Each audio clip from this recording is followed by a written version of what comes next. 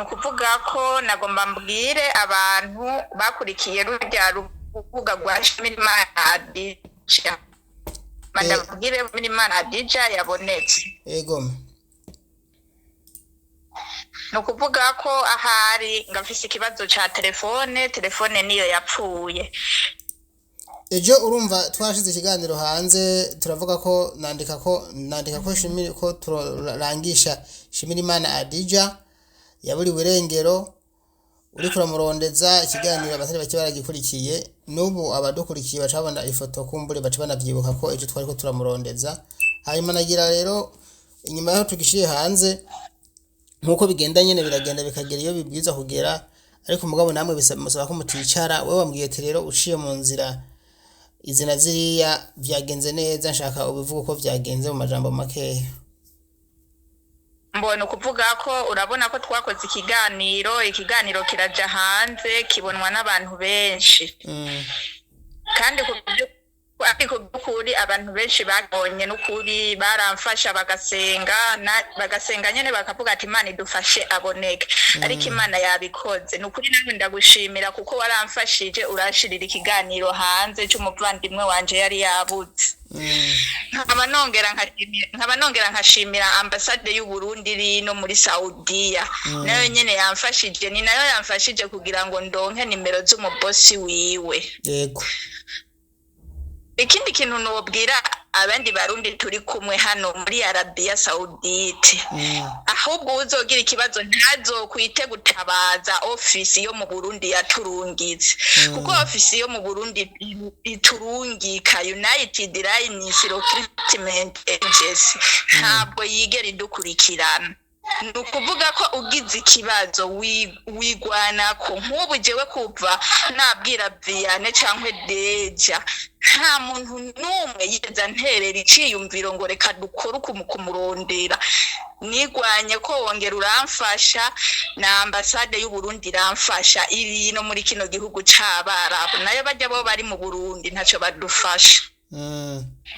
Rero hari ndaguciriye mu gatoya mugona ngo mbanze mbwire buryo abantu badukurikiye ibi bintu tugira byo gutabariza abantu si kuvuga ngo biba bikenewe ko jewe ari je ntabaza gusa birasaba ko nawe wabuze umuntu ugira inguvu ugira nizi nyene we wagize no kuvuga je niyo no bikora abantu bakabibona bagaca no hino bashaka kugira inama cyo bagutelefona canke banashaka bakampa n'ibikenewe muri mu ma service atandukanye mugabo wowe utagize inguvu nk'ubu utagira inguvu ku busanzwe aho vyari bigeze nabona ko bitari koroha mugabo urumva ko wacugira inguvu zidasanzwe hanyuma bagenda neza. Nukuvuga ko hari n'abandi abagenzi nyene bagenda barabimfashamwo bambwira ngo caha ngo cangaha kugira uronke nimero kugira ngo turabe ko tworonke nimero ya boss we nukuri nabo nyene ndabashimiye aho bari ndazi bariyumva abantu benshi twagumanye ko kugira ngo tumuronke nukuri ndabashimiye. Nagomba nongere mbarira abantu hariho nabibonye no kuri TikTok babisize ko nagomba ndababwire ko yarabonetse ayandi amatangazo ahari. Okay ndagushimiye rero byo bibaza ko hari nindira gato kuma ku murongo hari umuntu numva adodoye mbanze ndamwitaye ndamurabe ebana. Okay. Iki kintu vuza cyo gushimira rero ambasade y'u Burundi hariya muri Saudia nukuri ni ikintu ciza cyane kuko nk'abadukurikira ngaha mubona reka mvuge nk'abakurikiye ikiganiro twakoze ejo cyo gutabariza uriya wa Murundi kazi wundi yagenda aravura ntuzenya nani droka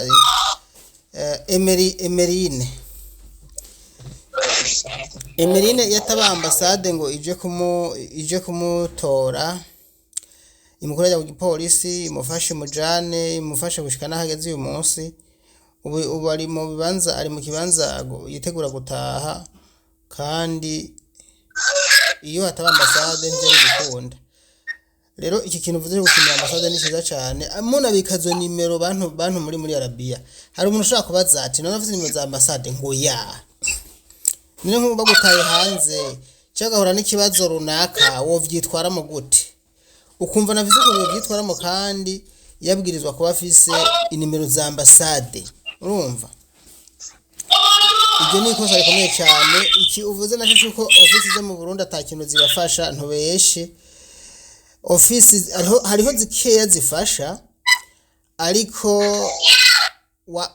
ariko zimwe zifasha mbere agence ifasha abantu ubu ni agence ubwa mbere itabafasha urabona agence bita Ardawish kera ni yafasha abakozi mugabo ubu iri mu zambere je nshingiri ntahe ko ifasha abakozi kuko nkiyo habaye nk'ikibazo umuntu akaza hano akabitubwira turabahamagara bakitaba kandi vraiment ikibazo bakagikemura bakadufasha niyo agence je ndayishimiye no kuri ubu ubwa mbere naho ndayituka mugabo ubu ndayishimira kubera ko ibiri kirafasha abarundi rero nabandi ba Vianney nabo nyene bakwiye kwikebuka bakarihuza baraheba abakozi babo hanyuma nabo twaza turabashimira sinzi rero bo nimba hari ikindi kintu wumva worenza ko kumbure ubutumwa bwarenganye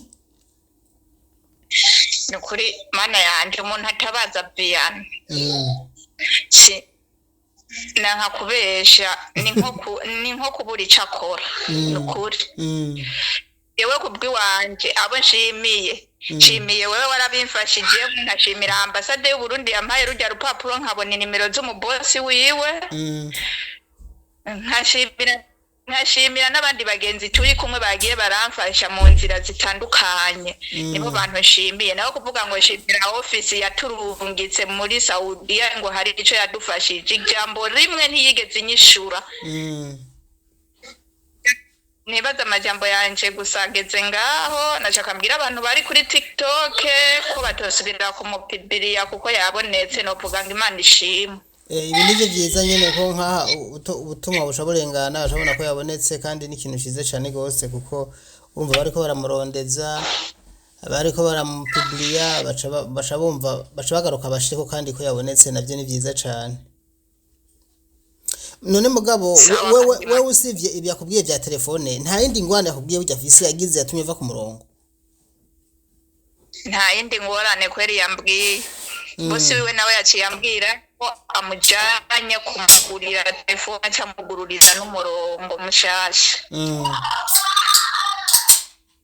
nibyo bintu bosi wiwe yaciye ambwira nawe nyene yambwiye ati turagiye ntusubire kwandika audio turagiye Imana ishimwe urakoze rero kudushimira natwe turagushimiye ko wibutse kugaruka ngaha kuvuga kuko abantu ngo bacabibona ntibongera kuza kurondera cyane gose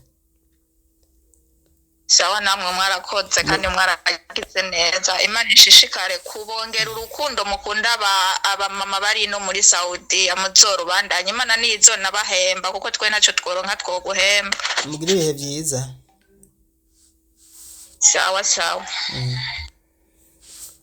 inshuti zanje mbakunzi mu nkurikira kuri runo rubuga ndabashimiye namwe ko mukurikiye kino kiganiro ariko ntaraheza ngo amande basaba ikintu kimwe kubera iki mukurikira ikiganiro ukarinda ntucyumvirize cyose ngo kimare canke ntugigire partage ngo gisangize abandi ibaze ivyo bintu mama muriko murakora ikiganiro bwiza kucyumviriza cyose ukakimara ukumva ingene ikiganiro cagenze icya kabiri kukagisangiza abandi kugira ngo kigere kure abagitanze ikiganiro bayikoze partage cyane niwe mwatumye uyu munsi tubona uyu muntu je narababwiye iyo ndabafashije ikintu nta mpamvu yo kubabwira ukuntu ndabigenza mwe gusa muraza mukavuga ibibazo mufise hanyuma natwe tukomeye ko tubikora rero hari igihe umuntu aboneka mu nzira zitandukanye icy'ingenzi nuko gusa tubona abantu bariko baraboneka kandi turashimira abantu bose bagira ingufu kugira ngo abantu baboneke babuzwe canke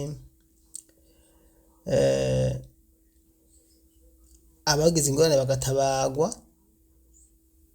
nukuri ni gushimira umuremyi so muragira partage rero abatarandikisha mwiyandikishe mugire sabone subscribe nta nabwo nkunda kubibabwira jewe gusa niko namasoma commentaire yeje ariko commentaire nasomye mbona hari ukuntu nyine ziriko zirabinyibutsa abantu turabazwa no kubona abantu bakurikira ibiganiro ari bakeya kuri YouTube mugo mu WhatsApp ugasanga amagurupe aruzuye ntaje birantangaza amagurupe ya WhatsApp aruzuye mugabo kuri YouTube ugasanga abantu ntibasibeshi cyane kandi babwiza kubikurikirana hose ariko nta kibazo mugabo zo murabikora nimba mubona bishoboka hanyuma abatariyandikisha namwe mwiyandikishe. Ikintu urangiriza ko nuko izi agence zanyu zo mu Burundi zibarungika muri Saudia nkuko abivuze, ntimuze muzizere ngo aricyo zizobafasha na kimwe.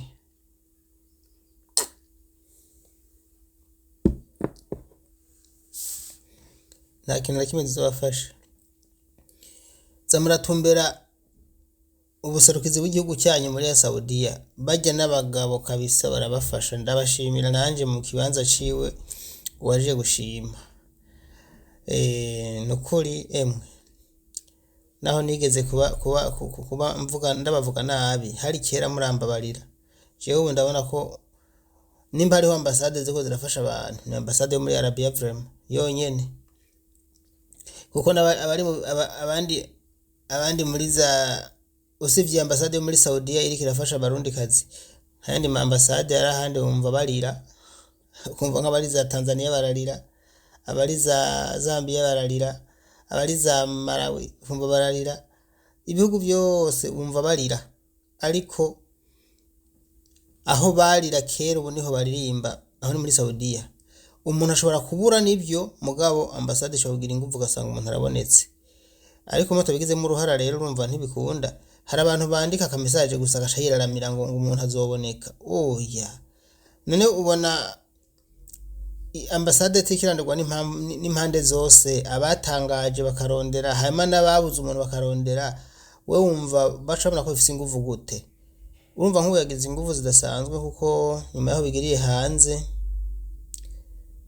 yakomeje kubaza n'abaribariza no kuri ambasade bacabona ko ibyo bintu bitoroshe, hanyuma bagaca bamufasha. Rero kumbure iyo wandikiwe burya n'abantu batatu bandika ikintu kimwe, bitandukanye n'igihe wandikiwe n'umuntu umwe yanditse ikintu kimwe.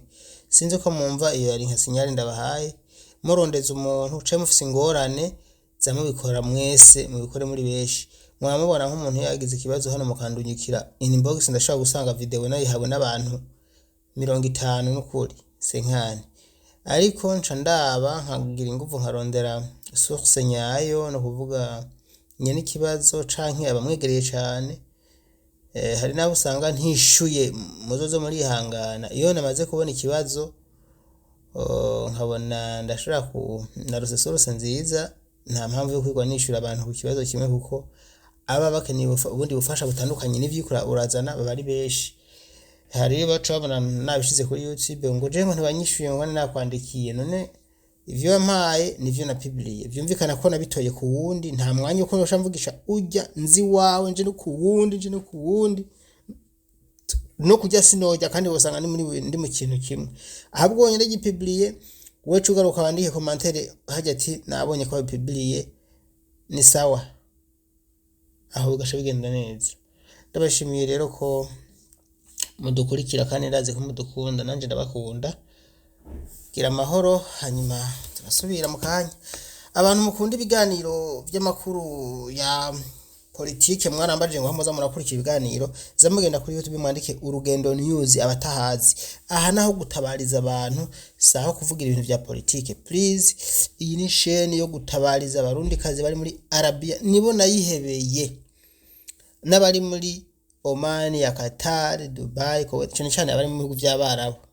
Iyi ni chaîne batabariza, ni chaîne yo gushima abo bimeze, aho bimeze neza. Murazi abantu usanga bimeze neza, namwe mugashima ati twebwe ni sawa, cyaraciyemwo, turya neza, duhembwa neza, nta ngorane. Utuntu nk'utwo nyine mukaza maratuvuga, yega natwo umva natwo turamotiva abadukurikira.